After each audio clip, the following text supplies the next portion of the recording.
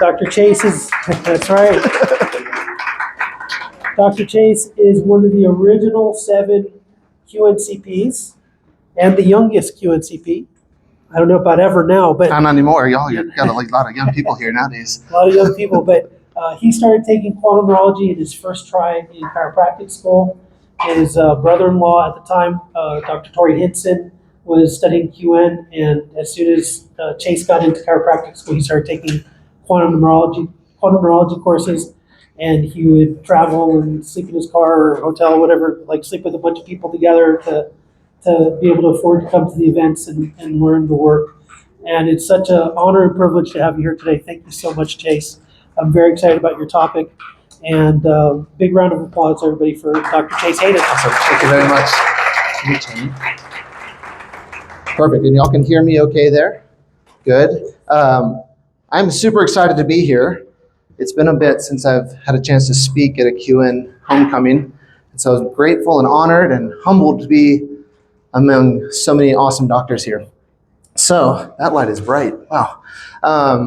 So I'm Chase. I've been doing quantum neurology since 2003. As weird as that sounds, before it was actually called Quantum Neurology. So a long, long time ago, it was called GRT, or Gonzalez Rehabilitation Technique. And that's why your GRT light says GRT on it, right? So Gonzalez Rehabilitation Technique was where I entered into quantum neurology. But quantum neurology has been a foundation to how I see the patient experience. And so every single time someone comes into the office, from try 1 till present, I've looked at that person or that individual through a quantum neurology lens. Am I messing up on feedback or anything? Okay. That microphone is right next to some very large magnets. It might mess up something. Sorry. So needless to say, every patient I see, no matter if they're coming in for aches, pains, performance enhancements, digestive issues, whatever, my quantum neurology lens is on, and I'm going to evaluate that person's nervous system.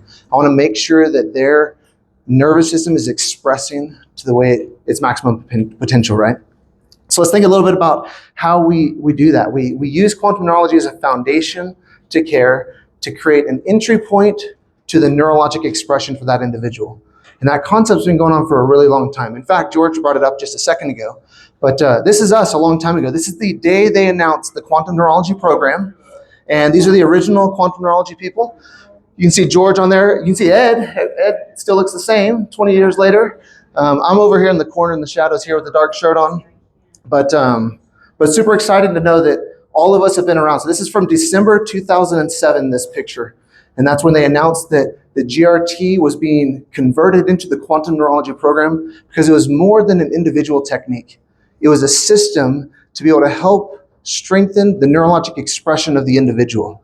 And it was such a powerful and exciting time to be there at that conference and to be able to experience this moment and be united amongst those doctors as a student in school. I didn't even graduate till March of 2008. So it's pretty awesome to hear when they said, Chase, thanks for your help, your contribution to quantum neurology and what you've done. We're going to break all the rules. We're going to let you into the circle of trust. And then when you graduate in March, it'll be like official. So it's super fun to be a part of that. But when I think back to my practice over the last 15 years or so, we're seeing patients and whatnot, I think about who's on my Mount Rushmore of why I practice the way I practice, right? So when I think about the mentors I've had in my life, George, he's right up here in the front. George is the face of my Mount Rushmore. He's my George Washington, okay? George Gonzalez, my practice is built on the concepts and the ideas that he's presented and developed over the years. But he's not the only one on the face of my mountain. You'll see over here Dr. George Goodhart. I do a lot of applied kinesiology, and Dr. George Goodhart has done a huge service to the world of patient care and patient management. So Dr. Goodhart developed a lot of things, and you might notice this guy right here, he spoke just an hour ago. Dr. Michael Leibowitz is on my Mount Rushmore because the concepts and the techniques that Dr. Leibowitz has presented and created over the years through his research in AK has been fundamental and foundational to what I do. And then this last person over here is Dr. Wally Schmidt. And I don't know how many of you know Wally Schmidt. He passed on not too long ago, but I took my first 100-hour course with Wally Schmidt. And I took it 3 more times after that with him. And through the concepts of applied kinesiology, with the emphasis of biochemistry and and nutritional interventions that Wally would talk about, and through the application of different applied kinesiology techniques that Dr. Leibowitz discussed just moments ago through magnets and provocation testing, and through the foundational work. I never met Dr. Goodhart, but through the foundational work that he created and started the ball rolling through the allied health complex that we got here, it's been so pivotal in my life to be able to use the work from these individuals to help other people get better. And I've used it with my family, with my kids when they were like at conception up till now. You know, my daughter's out here somewhere. She's 17 years old. She's had quantum neurology done to her since the moment we knew my wife was conceived. We were doing quantum neurology work to try and support my wife's nervous system and my daughter's nervous system. When she got run over by a car 3 days before kindergarten started, she had quantum neurology work done within minutes of pulling her out from under the car and taking her inside the house to make sure that neurologically she was sound and her pupils were responding. And for the next 2 weeks, she basically slept with that GRT light over her face where she had a bunch of injuries and wounds to it. And now she doesn't have scarring on her arms. She doesn't have scarring on her face. She had quantum neurology applied to her immediately in her time of need. And she's thriving as a result of the lifestyle that she lives, the foods she eats, the Supreme supplements and other supplements that she takes, and the quantum neurology care she's had in her life.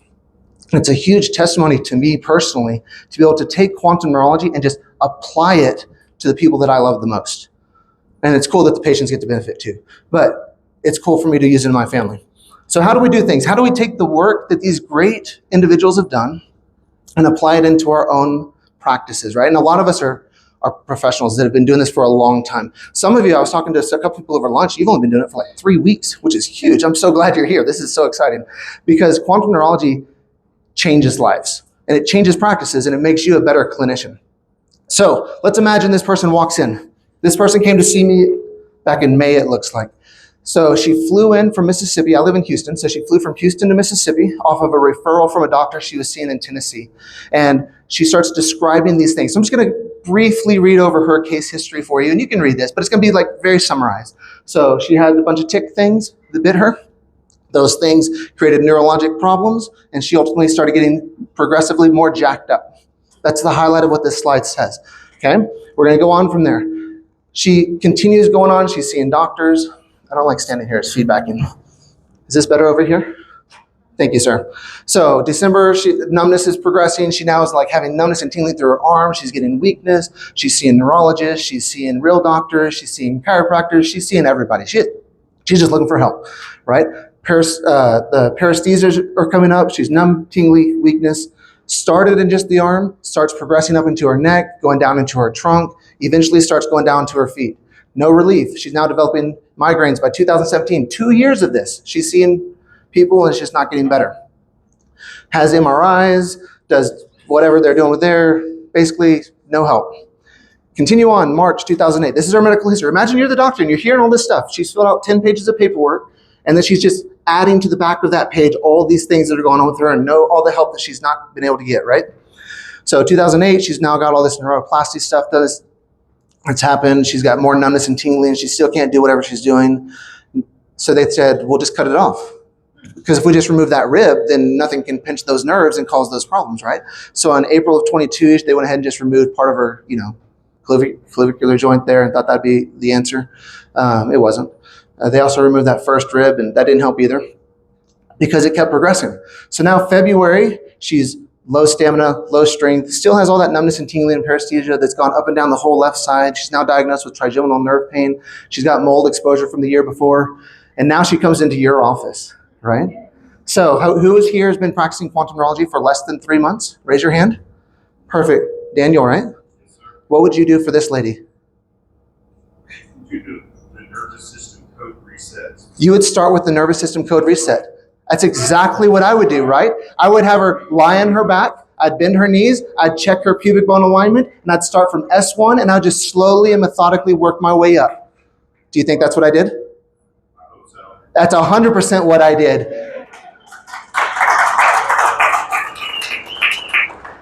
And she was 5 out of 5 on every single test we did. Right? That's kind of crappy. Because now all of a sudden this person flies in from 4 states away. You do the thing you've been taught, and you say, I am going to be the one that supports this person's nervous system. I'm going to get to the bottom of it, and she's going to go home and tell all of her friends, and all of a sudden I'm going to have to move to Mississippi because I'm going to have to thrive and practice there in no time. And then you start checking, and all of a sudden, nothing went weak. There was nothing for me to correct as a result of my first scan through her nervous system. What else would you do, Daniel? Well, the cranial nerves as well. Is that a good next step? If all the myotomes are strong, you would go to the cranial nerves. Raise your hand if you think that's something you would probably try doing. Yeah? Guess what I did? Cranial nerves. Guess how many went weak? 0. And I was like, son of a gun, because I don't swear in my life. That's exactly what I said. I said, son of a gun, why aren't you presenting the way you're supposed to? Because I've been to Quantum Neurology, and I've been doing this for over 20 years, and I know that when people come in as jacked up as you are, they're supposed to be weak and neurologically jacked up. Because you're presenting with a bunch of neurologically jacked up symptoms, so why aren't you doing what you're supposed to, patient? It's always their fault, it's never ours. So, I'm just joking. So that's the question, right? So now I've checked the myotomes, I've checked the cranial nerves, I've done the sensory code reset, I've tried doing what I'm doing. So I think back to quantum neurology, and I think back, what would George have told me how to enter into this person's nervous system? And we know there are 3 main ways to enter into the nervous system. You can do myotome evaluations, you can do sensory nerve evaluations, and you can do some level of like visceral or deep tendon reflex things, right? Those are kind of the big standardized ways of looking at the nervous system. And I tried looking at those things, but yet I wasn't getting the feedback from the patient that said, hey, you're onto something. Let's support through quantum neurology procedures to do this.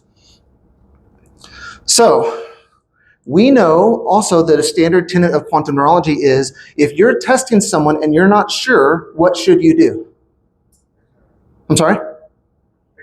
Fix it anyways. You make a correction. You're like, is that S1 weak? Is it a 4? Is it a 4.3 out of 5? Is it a 3? Who cares? You find something you feel it's a little bit off, you start making your corrections, and you move on. So now all of a sudden, I have this idea in my mind that says, well, if it's strong, it's strong. If it's weak, it's weak. But if you're not sure, make the correction anyway. So I started just trying to make corrections on her. And we're probably like 15 minutes into the exam by this point. You know, I've done my history, I've done my questionnaire. She told me everything about her.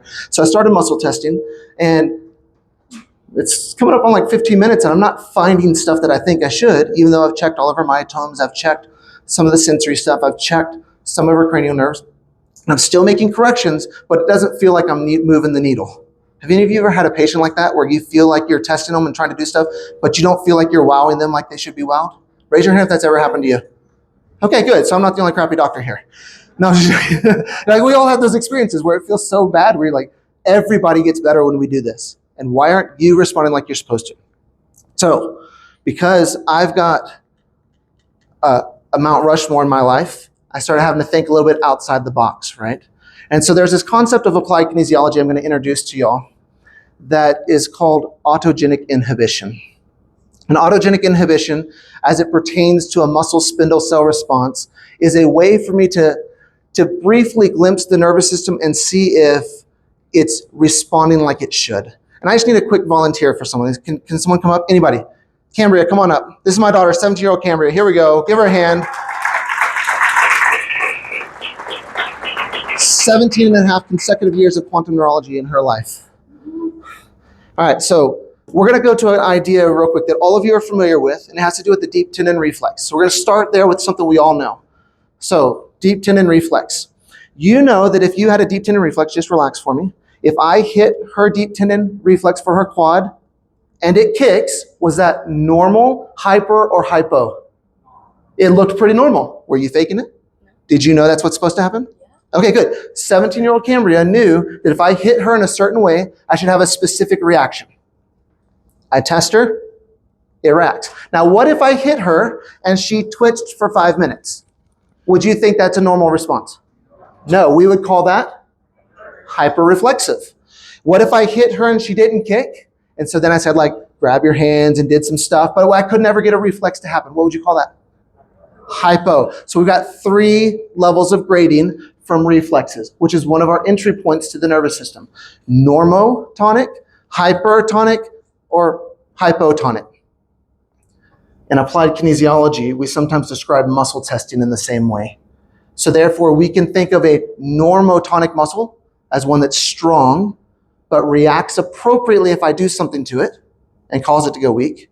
We can think of a hypertonic as a muscle that's strong and doesn't react appropriately when I ask it to go weak. Or we can think of a hypotonic muscle as one that just goes weak.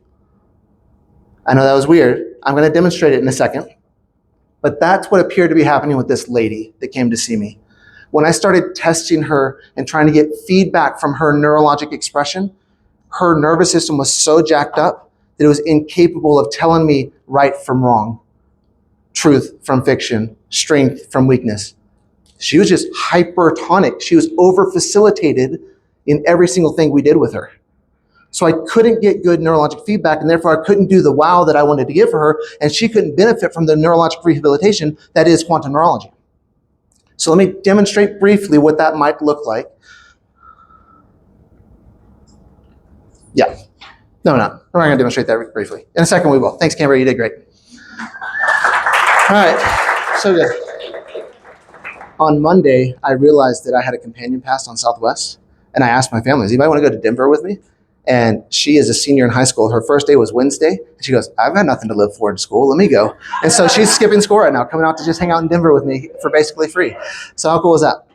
So let's talk about this idea of autogenic inhibition, because we talked about a muscle should test strong, should be normotonic, and we know it's normotonic versus hypertonic if it's capable of going weak when it's asked to. So because I'm a proud practicing member of the International College of Applied Kinesiology and I pay my dues, and I invite all of you who do AK to do the same and join the ICAK, I went digging through the history of it and reading some of the old proceedings and old reports and research that they put through. And I kind of generated a quick developmental chart of what autogenic inhibition is. But ultimately, it's the idea that when you have muscles that do what they're supposed to, they should react to different stimuli in different ways. So when that deep tendon reflex gets activated, I'm quickly stretching the tendon, causing an involuntary contraction so the leg kicks. So the concept of autogenic inhibition is, what if I compress those muscle spindle cells aggressively? What would probably happen to that overly tight muscle at that point if it's working properly? It'd probably go weak. That's a theory in the concept from this idea here, and it talks about why it does what it does. So now, this is our idea. We're going to test in just a second. I'll bring Cambria back up. But ultimately, if we start with any muscle test, and we find that muscle test to be weak, what would we do? We make a correction through quantum neurology. We know how to fix the problem. Did my mic turn off? No. Sorry. Yes? No? Is it back on? I will talk really loud. I'm sorry, microphone guy on the camera. If we find a weak muscle, we know we'll just correct it using quantum neurology rehabilitation. We go to the nerve root. We stimulate whatever we need to stimulate. We do the things we need to do in order to get the nerve firing correctly again. So if we can do that, then we've done our job and we're supporting their nervous system. If the muscle is strong, we assume that it's working like it's supposed to, so we continue on looking for things that aren't working like they're supposed to. But sometimes we may have this inkling that says, you're not presenting like I think you should, even though I found a couple of strong muscles and a couple of weak muscles, and we might want to challenge the body and say, maybe I need to dig just a little bit deeper at this particular moment. I don't do this on every person, on every single muscle, every single time. But sometimes I just feel like I need to do it. Or I'll get a patient that comes in that bothers me because they're not getting better, and I'll say, hey, we need to look at you a little bit differently.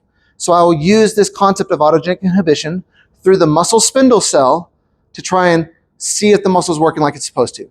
So Cambria, let's have you come on back up again. Thank you. And in a moment, we'll have an opportunity to test this out. Thank you, sir. Sorry for breaking your stuff. So what we're going to do here is we're just going to challenge a muscle and see if it can autogenically inhibit through a muscle spindle cell reflex. Play on your back for me. For demonstration purposes, I'm just going to use a straight leg test because it's the easiest one to demonstrate in this scenario. But if her leg is straight right here, and I ask her to push up like you mean it. There we go. We have a strong test. She better be strong. Jackie and Jonathan have both worked on her today. So she's doing great. Now, push up for me. That's a good, strong test. If I want to provoke the nervous system to see if it's a normotonic muscle, I just come to the muscle belly and I compress it aggressively, and then I re-challenge the muscle. And I can do this with any muscle I can test. So please don't misinterpret that it has to be a straight leg test. I'm just doing this for demonstration purposes because it's easy. Now push up. That's the expected response. I compressed the muscle fibers. Her nervous system said, that's screwy, I don't like it. And it involuntarily relaxed for just a temporary time. And then when I come back and recheck it, she's back to being strong again.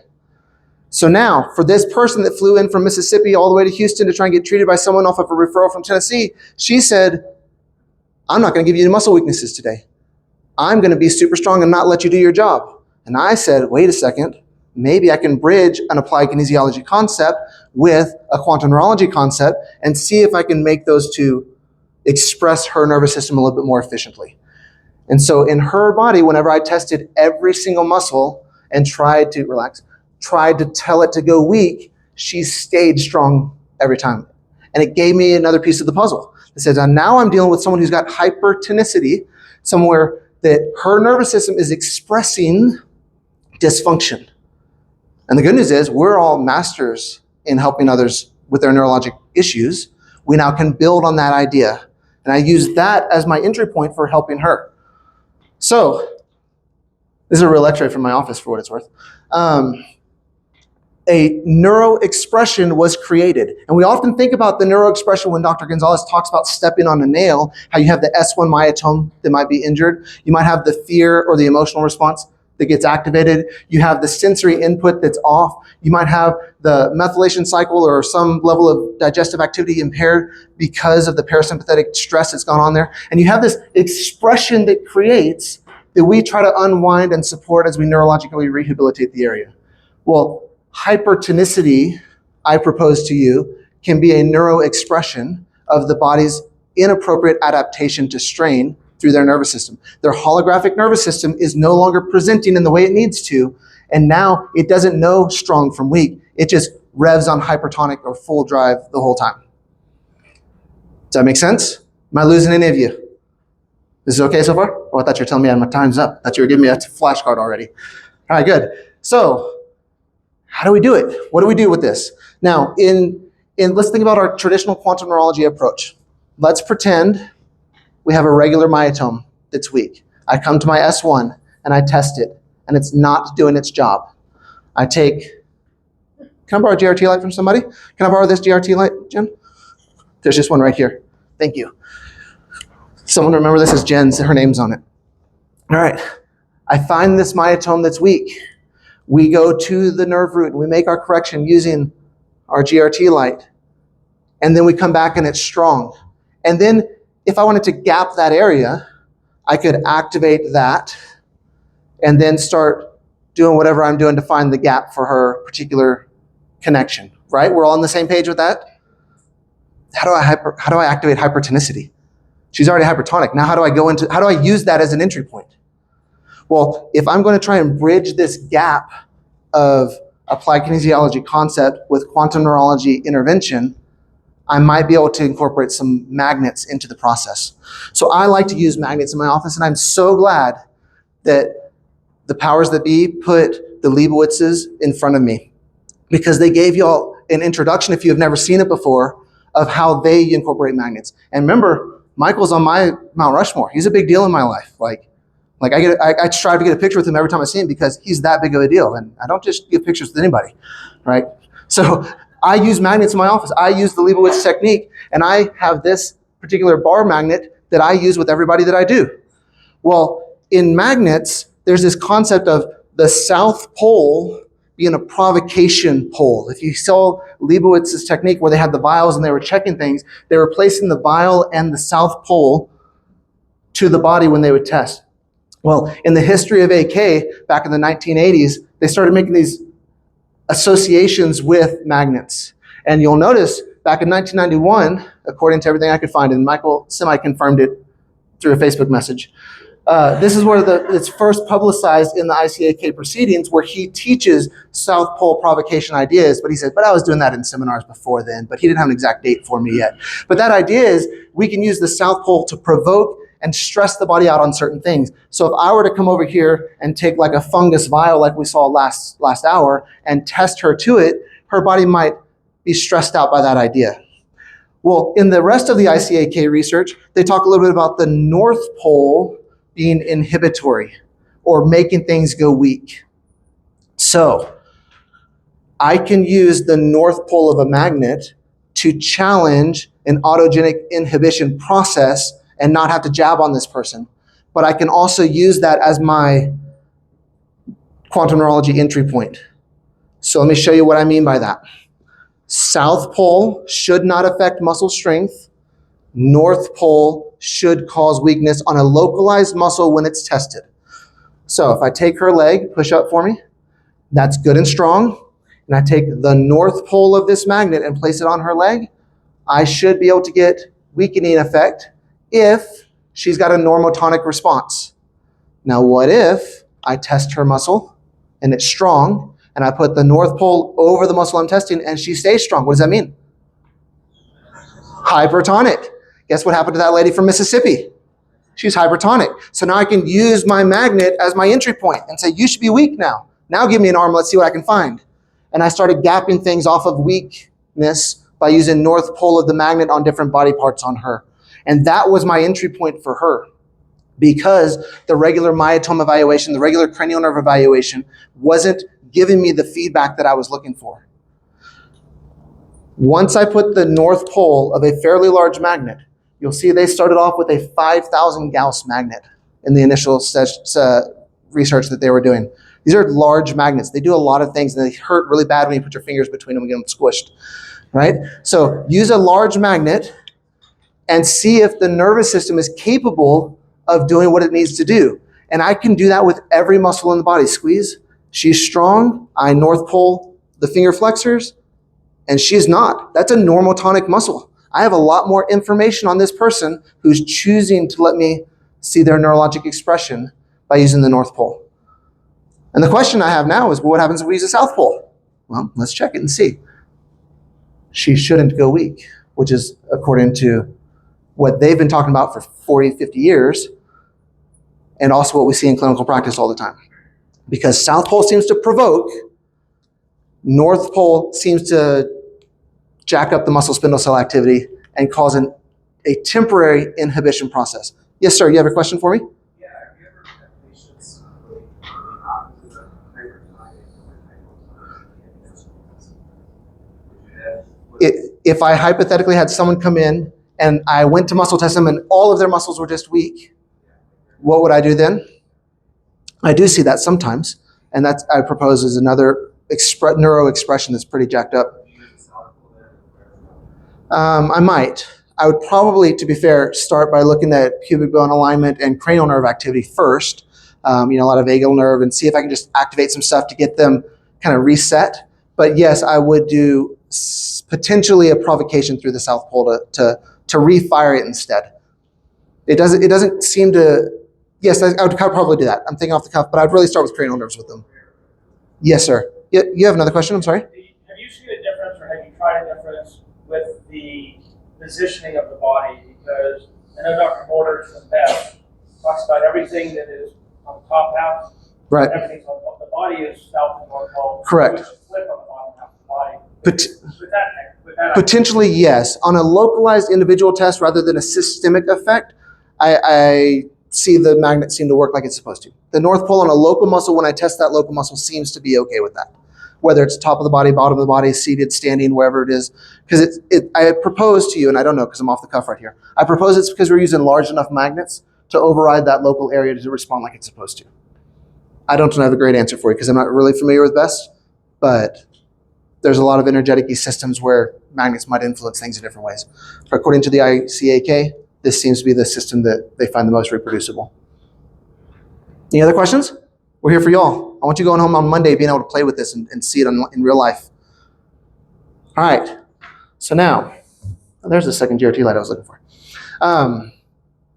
So now we have this idea of normotonic, which means muscle is strong when it's supposed to be, but goes weak when I ask it to. We have hypertonic, which means the muscle is strong and not willing to go weak no matter what we do. and we have hypotonic, which we would just fix anyways, no matter our preference of choice on how we do the myotones, the cranial nerves, and whatnot. Sound like a plan? Let's see what our next slide says. Perfect. So this is going to be the little like how to do this slide if you want to take pictures of it. I don't know if y'all are getting my slides at the end of this or not, but I tried to write out step by step of what to do. So normotonic would go weak. Maybe I didn't have a magnet, right? And if I don't have a magnet, that's perfectly fine. I can just jab on the muscle belly and test it.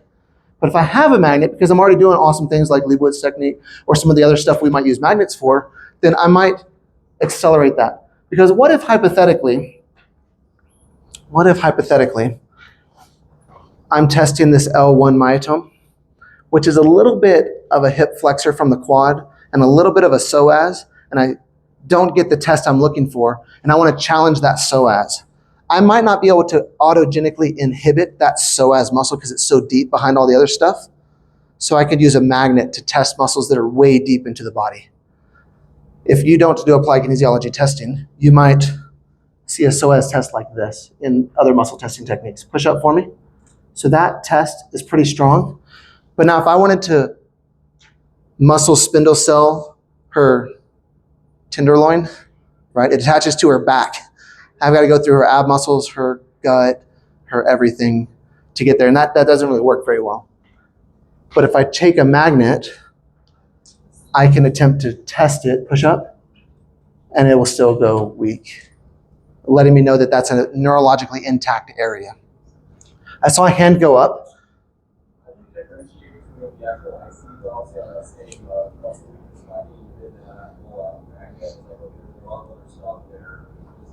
That's a great question. So the question was, how do I differentiate between something like the ileocecal valve that's in that same area versus her psoas, versus her appendix, versus a cold magnet on her skin? Like the answer is, I can't. I don't know, because I don't. It's not a magic wand telling me what's being tested. There are ways I try to circumvent that, which is what we're going to move into in just a second. But ultimately, I have to say, well, if the muscle I'm testing is in this area, and I introduce the north pole of that magnet and it creates a change, it's plausible and probable that I'm muscle spindle celling or autogenically inhibiting that psoas muscle. But it's also possible that I'm doing something to her gut or somewhere else. And I just have to use other clinical context and see if she responds that similarly in other ways. To help with that though, I use the bar magnet a whole lot in my practice. But I also use these small round ones. In the way that electromagnetic fields get generated with magnets, this south pole creates a big flare to the sides like this. But if you have a circle magnet, it hones it in like a cone going forward. So when I do some style of testing, I will use a circle magnet on purpose to try and be a little bit more honed in on what I'm doing. And for other times, I'll just use whatever happens to be closest to me when I'm reaching on my table, and it doesn't really matter. Because like we saw here, the quad test, it doesn't matter if I'm super specific with the circle magnet or not. If her leg is strong like it's supposed to be, and I use the north pole like it's supposed to, and it goes weak, then we're onto something. And it doesn't have to be the bar magnet versus the circle magnet. Now, there are other times I'll use the circle magnets, which we're going to get into in just a moment. But either way, that's one way we could use magnets and try and help support it. Does that kind of make sense? Have any of you ever wondered why I use magnets? Well, now you know. This is kind of the big thing I like to do. And in this particular person, Cam Jam, you did awesome. Thank you. Good luck. Tip your waiter. All right. So I like to do stuff. So along the concept of quantum neurology, the big takeaway is neurorecognition. You know, your body is trying really, really hard to correct the imbalances that it knows about. But what about those imbalances we don't know about? Like, does someone know they're hyper-reflexive when they walk into your office? They might walk like they have a stroke, but why hasn't their body just fixed it so far? And it's because their nervous system cannot figure out the neuro expression appropriately, and so the body benefits tremendously when we have a practitioner who's competent in neurologic rehabilitation start analyzing their nervous system. And so when we think about enhancing this neurologic recognition, we know like the sensory input can be broken down into a variety of areas. And these are straight from George's website, so I didn't ask permission, I just did it anyways. But this is from his website, and he's here, so they haven't kicked me off yet. But we know like deep touch and light touch and vibration and all these things make up the complex weave of the sensory input of the body. We just witnessed about an hour and a half ago the Leibowitzes show us how we could use a magnet to provoke the body and create an additional stimulus through a magnetic response. And they were talking about using the spot on top of the head as their main entry point because it tends to be a pretty good systemic entry point. And like I said, I do this very similar things that they teach. I loved that they showed you all the mold plates, because that mold plate, you saw how many people had junk just growing inside of them, but why isn't their body just taking care of it? And I would propose to you that it's not neurologically aware of what's going on. And therefore, that mold and fungus just grows like crazy until the body is introduced, it recognizes the solution and starts trying to fix it and support it through the ways that they teach. We heard Carrie a little bit earlier mention that you could take the GRT light and help provoke the body with different substances. She says sometimes she'll take that vial and put the light and shine through it, right? Well, we can take some ideas between these two people and start merging them as well. So Jackie, you have your mold plate still? Can you bring that up for us, please? Now, the great thing we saw earlier with Jackie is she had the opportunity to be evaluated and tested to both vials and to her own internal Petri dish. And she had some things that showed up that were being a little bit wonky. Thank you for being so sick to bring these up for us. No problem. I appreciate your sacrifice. No, this is fun. She went out on a bender for 2 weeks just so she could provide this for us today. The gummy bears don't help. No, that's fine. So in a conventional approach in my office, when someone comes in and they're not quite doing what I need them to do, I will test them to their own test kits. I go through lots of these in my office. I buy them by packs of 50 because I get the discount and I enjoy that. And I give them to a lot of patients. I do spit. I've done all kinds of samples. Spit, saliva. Oh, that's the same thing, by the way, if you're taking notes. Spit, nasal mucus. We've done semen. We've done urine. We've done vaginal fluids. We've done fecal material. We've done tears, skin shavings. Like we do. Like if I can sample it somehow, I'm going to put it on a petri dish and see what grows, right? And sometimes some stuff grows and sometimes it doesn't. But once they bring it back in and I run through my Leibowitz protocol with them and start supporting their body nutritionally, you may or may not have caught it, but Noah just briefly said once they get supported by it, they like to do some level of a harmonizing technique or desensitizing technique to help the patient kind of overcome what's happening next. So Dr. Gonzalez does a phenomenal harmonization technique, and there are other ones out there like NAET or some variant that someone might use to help with that. What I just want to introduce and propose to you, since you're all amazing clinicians and you have your own little styles of doing things, is that sometimes we can use magnets as a way to introduce a substance to the person as well. When I take this and just test her to it, she does pretty well. Like, hold that for me. And so I'm like, well, maybe she's really strong, but maybe she's hypertonic. I don't know. Let's just ask like, is it really a weak test or is it a strong test? And I'm testing like a deltoidish muscle here, and I'm going to use the north pole of my magnet, which is not the silver side. And if she's testing neurologically appropriate, she goes weak. So her body's saying, look, I don't go weak to this thing that's growing inside of me. I appropriately go weak when you ask me to. She's fine to it, right? Maybe. Sometimes I will try and create enhanced neurorecognition by using a light, and I will shine that into her and ask her how she tolerates it now, and her body says, oh yeah, I forgot, I don't really know what I'm doing now. I was just trying really hard to compensate for what was going on, and now that you've used this GRT light to help facilitate neurorecognition in my life, I don't quite do as well as I want to do. And then I might go through and, oops, sorry. I thought you grabbed it, sorry about that. Perfect. Okay. Perfect. So I might make whatever correction I might make for her, right? And then just do what I need to do. And so sometimes we go through and find these things and support them in whatever way we might support them. So in her body, we just gapped it real fast. And now shining the light through her mold-infested fungal growth that's nasty and disgusting, and I can't believe that her dog still kisses her with having that in her mouth. She's got this going on, and now she's stronger to it. So we're like, this is awesome. We not only found a nutritional intervention that can help support her nervous system, but now we can start using the GRT light as a way to enhance neurorecognition. But because we now just learned that magnets might be a way to provoke the body, I could try and do that as well. And I use the small circle magnets for the sole purpose of letting the GRT light penetrate through them and hit the body at the same time, rather than the bar magnet, because if I do this, maybe that light's doing something there, maybe it's not, but it makes sense in my own head when I can watch it go through. So now I've got a south pole of a magnet over a substance that's potentially stressful to her and a GRT light, and I'm just asking for one extra layer of stress. And they're like, hey, can I just enhance this neurorecognition a little bit more? Everybody says, oh yeah, now that you did that, I do suck, right? But when I didn't have the magnet there, she was back to being strong. So substance by itself, she could withstand without any extra provocation. GRT light enhanced that neurorecognition and made things a little bit worse. And then we added the magnet, south pole specifically, as a way to provoke the body with the GRT light at the same time. And now we just helped her body. Sorry, I did it again. I gapped something while we were doing this. And now she's stronger where she needs to be. Does that mean that all of her problems are fine and dandy and everything's fixed in her life and she'll never have an issue again?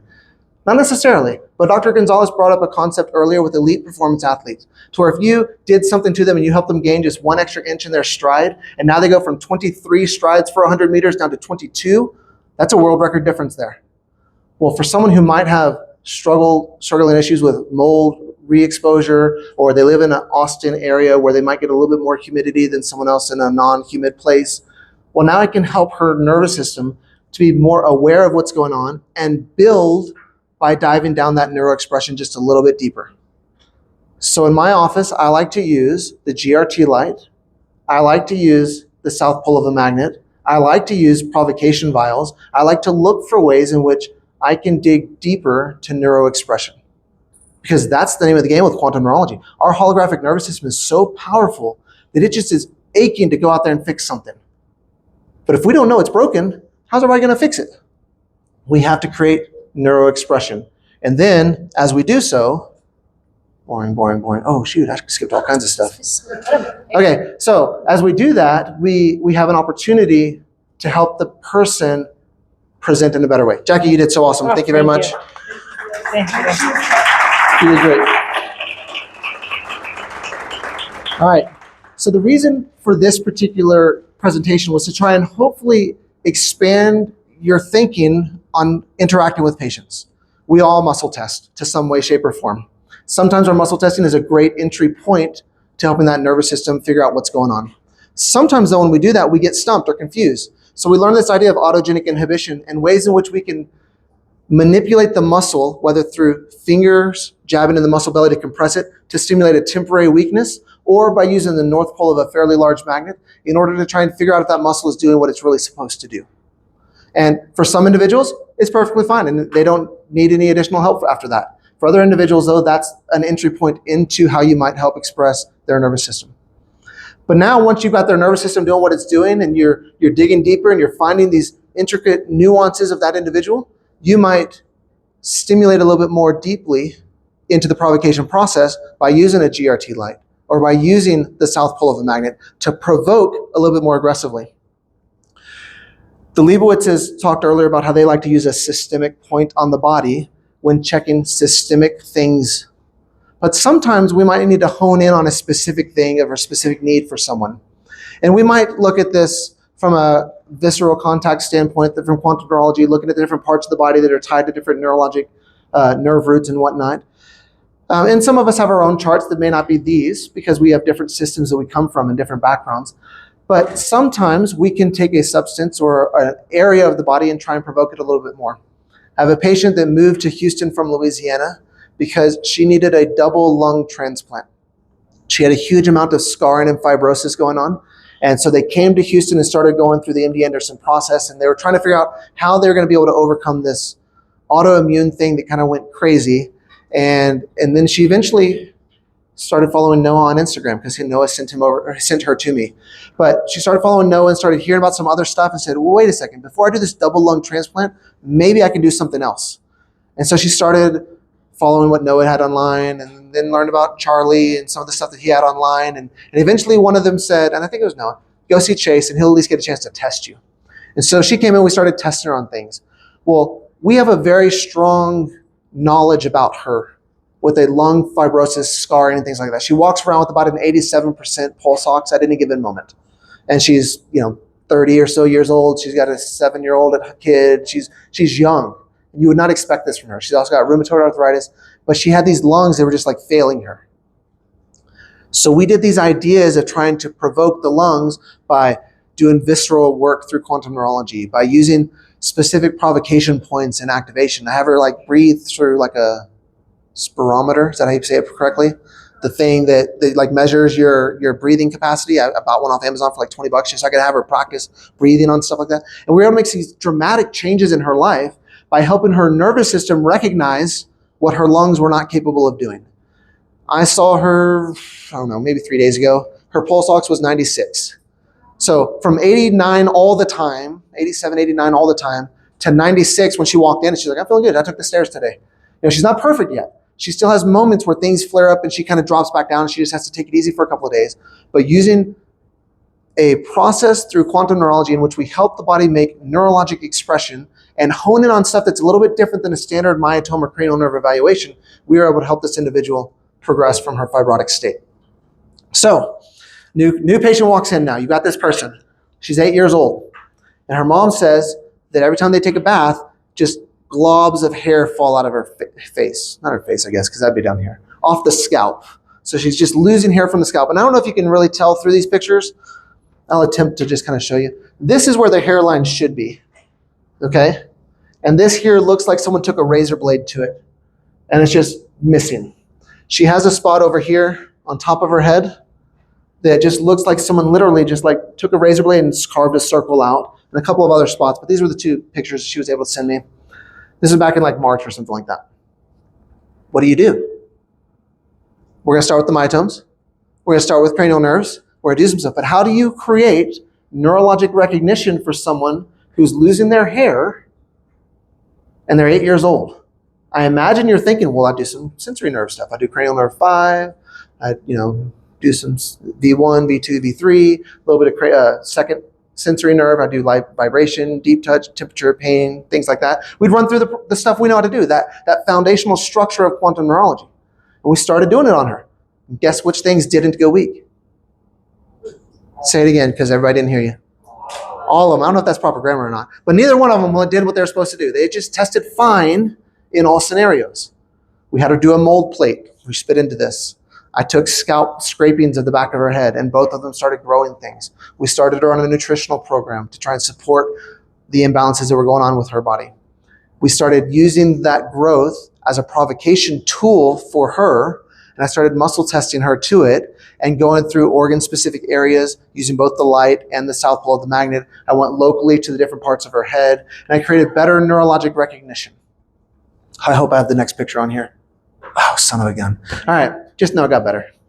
It just got better. The mom comes in, she's like, I cannot believe that we have like half an inch of hair in these bald spots that wasn't there before. It's not as thick as it was, but you can see the regrowth happening.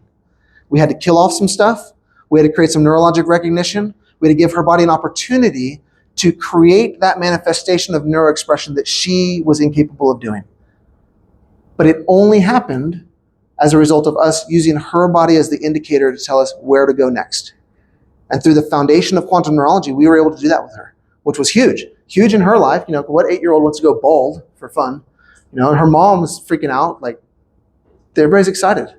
Ancillarily, she was still wetting the bed. She stopped doing that too, because we did that as well. But 8 years old, was having a bunch of bedwetting issues and just kind of got better simultaneously. And I told the mom, I'm sorry, I didn't tell you there are side effects to being treated in my office. Is that okay that we help with the bedwetting too? I know you only came for the hair stuff. And she said, that's fine. And so sometimes you just got to do what you got to do. And, I just have to remind them that I'm a big deal on my website. It's okay. Just joking with you. Perfect. So the first question most people have is, where do I get these? So I've wrote on here where to get them. These bar magnets, there's a link up there. These circle magnets, I tried to find some easy source ones, like the silver ones. I use these silver ones on purpose because they're stronger than the gray ones. Now, these are entry-level magnets here, and you can get them fairly cheaply. Like this whole setup, I think, is maybe like 35 or 40 bucks. The good news is, the even better news is these silver magnets, they're super strong. If you buy multiple, please don't stick your fingers between them. I swear to you. I did it on accident because I bought like 8 of them and brought them here. So some of y'all are I think, gonna get some tonight as a giveaway. I brought 7 or 8 of them to give away. And when I was putting them together, I not only pinched myself and it hurt, but then it took me 35, 40 minutes, I don't know, with a pair of pliers and a screwdriver to try and break the two silver ones away from each other because they're that strong. So I use the silver ones as my south pole because I like the extra strain of the provocation, whereas the north pole seems to be enough whenever I'm just doing this. Just so you know, my logic for whenever, if you get one in the raffle or the giveaways that they give later, the silver side will be the south side, the gray side will be the north side, and you can play around with it. In fact, we'll probably grab some in just a minute because I think we're going to demo for a little bit and workshop. I want you to have a chance to just play around and see if you can find muscles that are strong. See if you can make them go weak by autogenically inhibiting them through the muscle spindle cell, and see if you can make them go weak through a magnet provocation. What questions, if any, do you have for me? Yes, sir. So with your patient that was hypertonic, they used the magnet to provoke. Yes. Were you looking for the one that stayed hypertonic with the magnet, or were you looking through that person with the entry point? I'll tell you exactly what I did. Can I have a demonstration from someone? Do you want to come with me to the demo? Because the question was, with the person that was hypertonic, how did I use the magnet to provoke? And the answer is I didn't tell you. Lay on your back. And the reason I didn't tell you is because it kind of goes off in the weeds sometimes. But luckily, the Leibowitzes talked about a systemic reflex point and how they used the south pole over the top of the head as a way to provoke systemic things in the body. Earlier, we talked about the idea of the north pole causing weakness. So let's just first identify if you're normotonic or not. Push up for me. So that's a potentially normal test, or it's potentially a hypertonic test. We don't know. Relax for me. North pole magnet, right over the quad. I retest. He goes weak. We think he's normal. He better be normal. He's in a room full of amazing doctors. Someone better fix this already. So that's good. That's what we would expect to happen. If it didn't happen, I use a systemic reflex with the north pole of the magnet. And sometimes I'll just have the patient hold that north pole right up here, like where the Leibowitzes talk about using it as a provocation point. I'll just spin that magnet around and see if I can get global weakening. And squeeze. And so if I get global weakening, then I think he's probably testing like he should now. I would propose that as a normal tonic response, an appropriate response, by putting the north pole of a magnet over a large systemic point.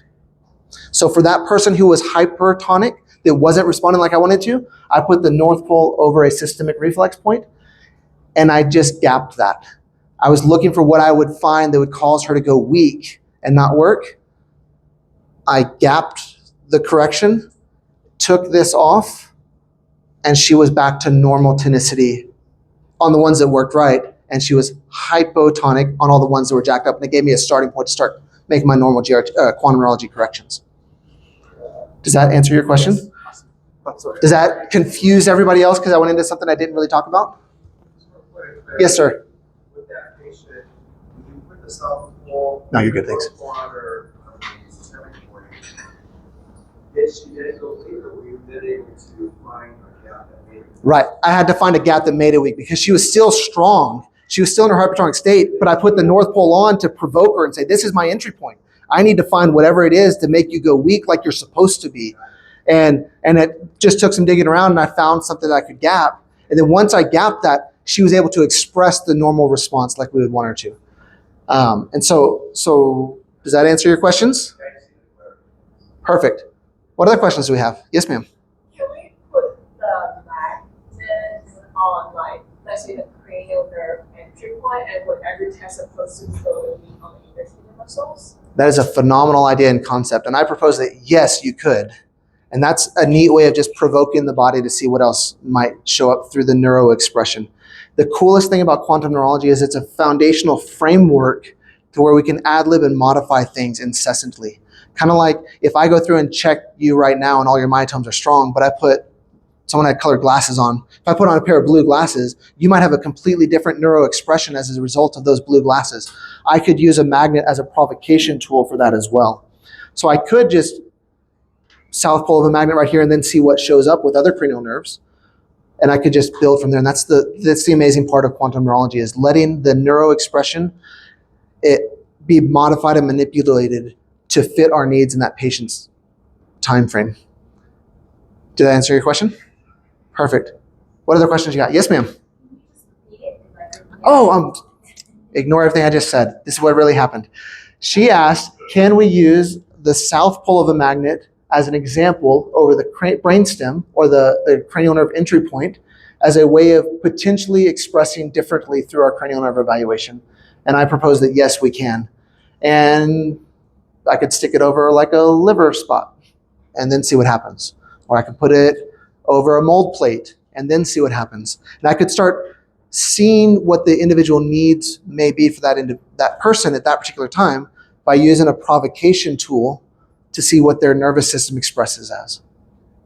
Does that make sense? Perfect. Yes, ma'am. I mean, if the sample is supposed to make the muscles go like temporarily. No, ma'am. So the north pole on the muscle you're testing should make it temporarily weak. So if we put the north pole over the cranial nerve points as we are testing with, like, I would propose probably, the question is, if you put the north pole over the brainstem, would that make all of the nerves there go weak? And I would propose probably not, because it's not a systemic reflex, and the north pole seems to be more isolated to individual muscles that are being tested. So if I put it over the deltoid and tested it, it would probably go weak. But if I put it on this quad, my deltoid would probably stay strong because it's not a local provocation that I'm making. Whereas if I went to a systemic provocation, like the top of the head or some other places in the body, I might get that type of effect where everything's just going weak at that point. I'm here all night. What other questions do you have? If there are no questions, I don't even know how long we've been talking. They haven't given me a sign that says like stop or keep going. I have 10 more minutes. What else do y'all want to know? For 10 minutes. You want to see a real life example? I need someone who wants to come up. Daniel, why don't you come on up? You're brand new to quantum neurology. We got to indoctrinate you into this stuff. I mean, welcome you in.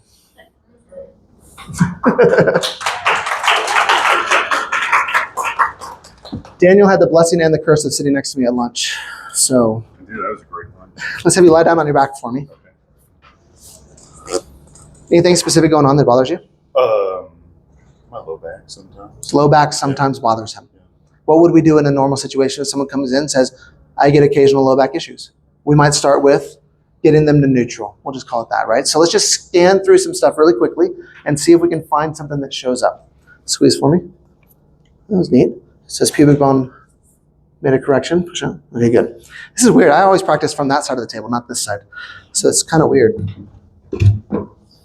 Perfect. So we'll just scan through some stuff. Hold there for me. Good. Good. Toes towards your nose. Good. Hold there for me. Good. Would y'all expect him to be weak or strong right now?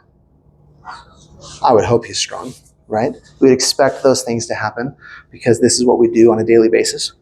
But sometimes it doesn't happen, and that's why we still get aches and pains or whatever might be going down. Push up. Good. Knee to your chest. Good. Am I testing okay? Is this poor testing quality? It's weird testing from this side. I'm telling you, I've lived 15 years on that side of the table and not used to it. Let's just challenge something, right? So will you help me out here? Yeah. Will you just hold this right here? I would expect this to do what? If the north side of the magnet is there. I would hope it'd go weak. Let's see what happens. Push up. Push up. Ooh, try that again like you really mean it. That's weird. All right. Did you plan this? No. All right, legs straight. We're going to test just a different muscle because maybe I suck at testing that muscle. Push up for me. That's good and strong. That hurt? Almost cramped. Almost cramped. Now push up. All right, so from that position, it seems to do okay. Can I just move your knee real quick? You're okay with that? Yeah.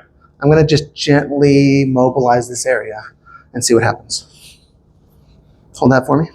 Now push up. Okay, cool. So we had just a weird thing that showed up, and it's fun doing this in real time because I don't know what he's going to do. Like, I mean, he's like 12 feet tall. He's probably broken somewhere in his back. So needless to say, I'm going to turn this light off real fast so that they can see what's going on. I got you, George. I'm a millennial. I know how to use electronics. All right. So we checked some stuff, and it all tested pretty well. And even when we tested a second ago, push up, it was strong. And it didn't hurt him or anything like that. We're just playing. We're saying, let's see what happens when I take this north pole of the magnet and I push up. Well, a second ago, it didn't quite work like I wanted it to. And when things don't work like I think it should, I first question myself because I assume that I'm a decent doctor that tests things, but maybe I just didn't know what I was doing right then. Or maybe he's testing too hard, I don't know. So I just checked a different muscle in a similar area. And so that's why we came to this alternative quad test. And he was strong and he went weak when we did it. So we said, okay, cool. He can go weak when I ask him to, but in this position, it seemed like it wasn't going to do what it was supposed to. So I thought, maybe in this position, he doesn't have good integrity in this joint. So I'll just see what happens. And I just mobilized the area moderately aggressively. We heard a cavitation and it worked, right? And then I came over here and we tried it again, push up. And now it goes, try that again. Did you already go weak again? Push up? No, it's back to normal. Good. All right, so it goes weak like it's supposed to. Dude, demos on the spot are fun. This is great. Legs straight here, push up. So that's good and strong.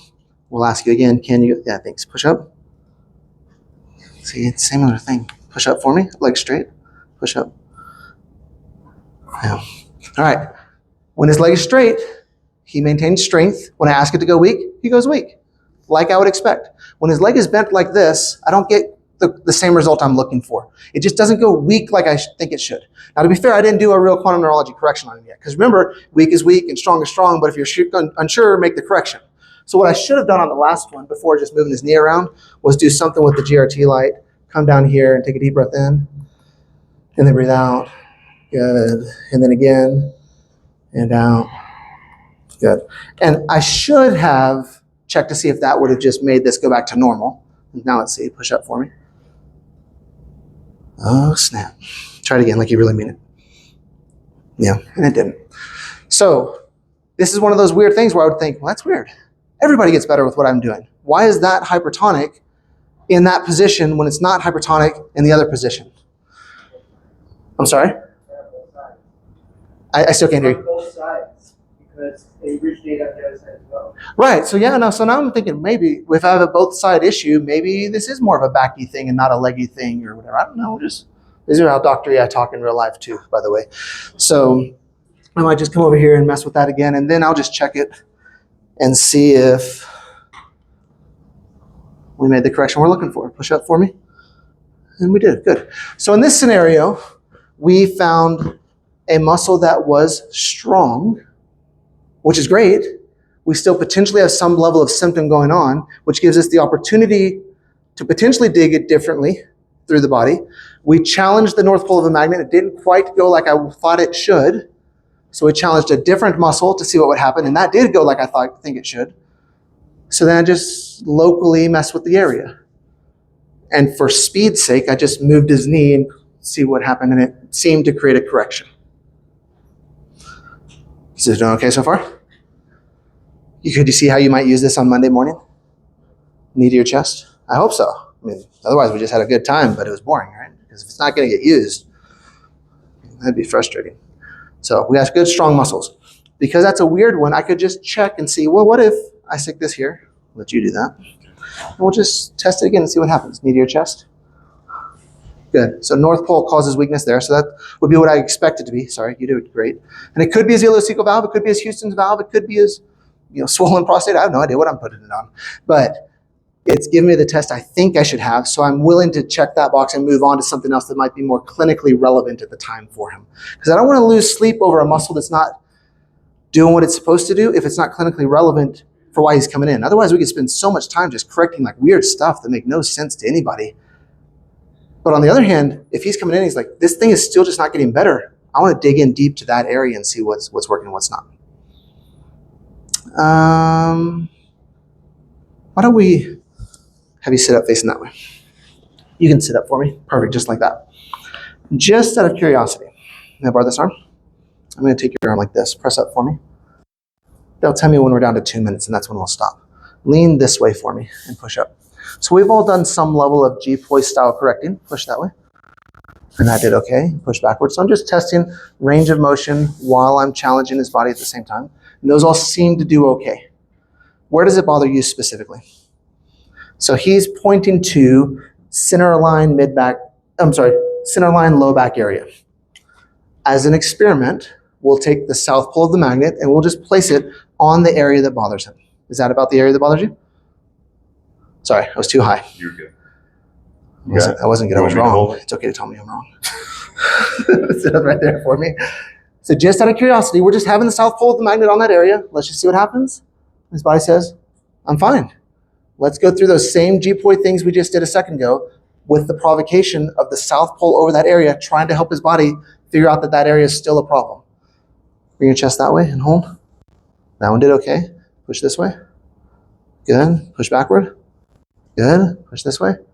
Well, good news. That's not showing up. That's all we know right now, right? It doesn't mean that the magnet doesn't work. It just means that whatever I was looking for wasn't the thing that's causing his problem. So I might challenge other things. And in a real life clinical setting, this is what I would do over the next few minutes, trying to figure out how to get this person from where he is now to where he wants to be. Because I assume you don't want your back pain the rest of your life. That would be nice. Okay, well, on the third visit, we'll fix it. No. Come back next time. That's right, come back next time. Yes, sir, you have a question for me. Please stand up and walk and sit, so it doesn't change just right next to the knees. That'd be great. Let's have you try that. Stand up and walk around and sit for me. And to be fair, there's other things we would do here, right? Like, what if this is just an NEC that's showing up and he's got an emotional complex that's jacked up everything in his life? And my magnet means nothing at this point. But on the other hand, what if it's not an emotional thing? And what if it's not a fungal thing? And what if it's not a knee out of place thing? And all I had to do was just show his body, this is where the problem is, and you're missing it somehow, and a magnet does that. Well, then that's where I can start. Does that make sense? So please don't throw out everything you already know and go home and think, I just got to use magnets from the rest of the time because everything I knew before was dumb. That's not true. You're brilliant doctors. We're just trying to think of what's that extra tool we can just add in when we're stuck or when things aren't doing what they're supposed to be doing. Just out of curiosity, Yeah, he wanted to it know, felt- did it it felt change anything? Better in the knees for sure. Heck yeah, they did. I'm the best adjuster you know. Yeah, there you go. Oh, sorry. so he said his knees are doing better, but this is still wonky. No, it feels good. I'm just saying, you said, is there Oh, any is there? I area got you. that does seem to give you trouble? We fixed it before he even came up, is what it sounds like. That's what I'm hearing. I think Dr. Chris did it. So who did? Who fixed it? Chris. No, I'm Chase.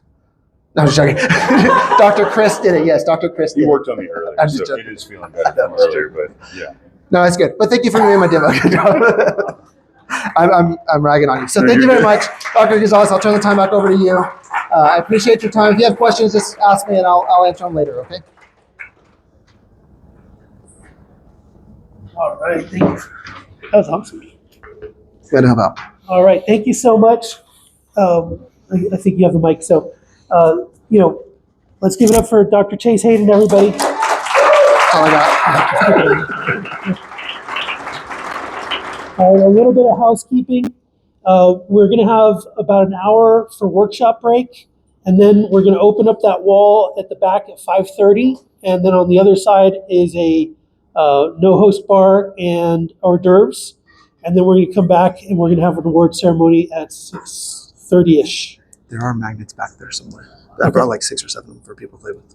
Okay. But I think and you're giving them away, so I don't know if you want to do that or not. I'm not sure. I don't know I think either. they're already in packets. Okay, don't ask me. I just work here. I agree. Don't ask me. They just told me to come up top in front of talk to everybody. So the presentations will be placed on the landing page for